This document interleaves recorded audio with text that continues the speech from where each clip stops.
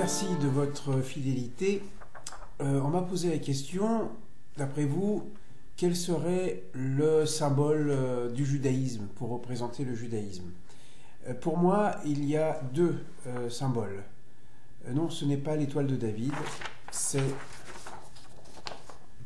voilà, soit le chandelier à 7 branches, soit les 10 commandements. Je vais expliquer pourquoi je considère que ce sont les deux symboles du judaïsme.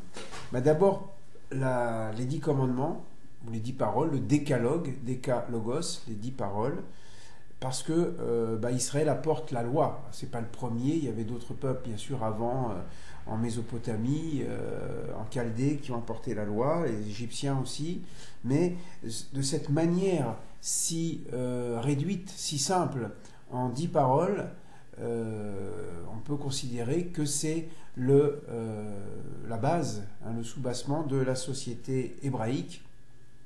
Par-delà la société hébraïque, c'est la société humaine tout entière, au nom d'une transcendance, qu'on appelle dans l'Éternel, le Seigneur, Dieu. Bien, au nom de la transcendance, eh bien, il y a des principes qui sont énoncés ici, de l'économie, une économie fondée sur le Shabbat, c'est-à-dire le retrait, l'investissement mais aussi le retrait, le monde ne nous appartient pas, sur le respect du père et de la mère, c'est-à-dire finalement de la mémoire, et puis les 5 interdits, depuis tu n'assassineras pas jusqu'à tu ne convoiteras pas ce qu'il y a ton prochain.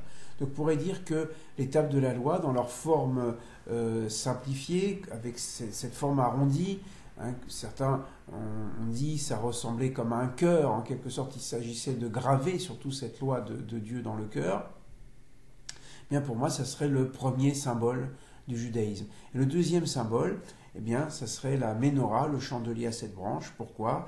Bien parce que d'abord il se trouvait dans le temple, d'ailleurs les tables de la loi aussi, dans le premier temple, on dit qu'il y avait les deuxièmes tables, puisque les premières avaient été brisées par Dieu, donc les deuxièmes tables se trouvaient dans le boîtier qu'on appelle l'Arche d'Alliance.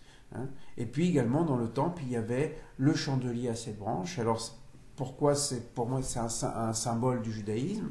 D'abord parce que c'est la lumière de Dieu, aussi la lumière du judaïsme, son message qu'il a apporté à Israël et à l'humanité qui va entendre ce message. Et aussi parce que cette lumière, c'est une lumière qui éclaire, ce n'est pas une lumière qui brûle.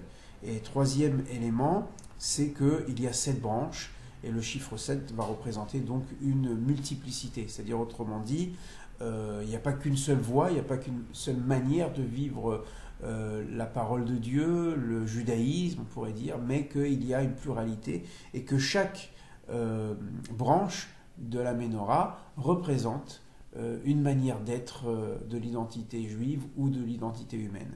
Voilà, pour moi, ces deux éléments constituent les symboles du judaïsme. Quant à l'étoile de David, ce n'est pas propre au judaïsme, on trouve dans d'autres traditions, en Inde, en Afrique, et c'est beaucoup plus tardif. Donc voilà, le chandelier et les tables de la loi. Voilà mes petits dessins. Je vous souhaite à très bientôt. Au revoir.